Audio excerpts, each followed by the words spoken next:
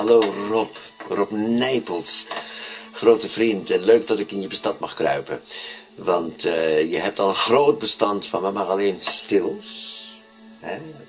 Momentopname van vooral dingen die ik op het toneel heb gedaan, maar nog niet echt live op beeld. En ik vind het heel leuk om nu eens echt gewoon uit te spreken dat ik vind dat jij tot de grote theaterfotografen hoort in Nederland.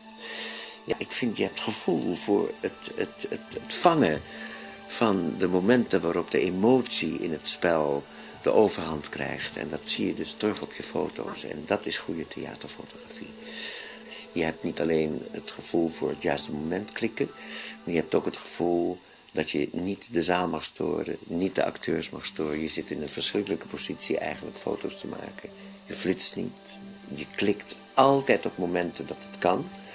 Daar heb je een goede timing voor. En ja, ik vind vanuit die plek op de eerste rij foto's maken van een theaterstuk altijd heel moeilijk, want je zit dus aan een kader vast zelf, maar altijd interessant omdat het op dat moment leeft. En vind ik dat je toch lekker aan het werk bent, jongen, en dat je hartstikke mooie foto's maakt.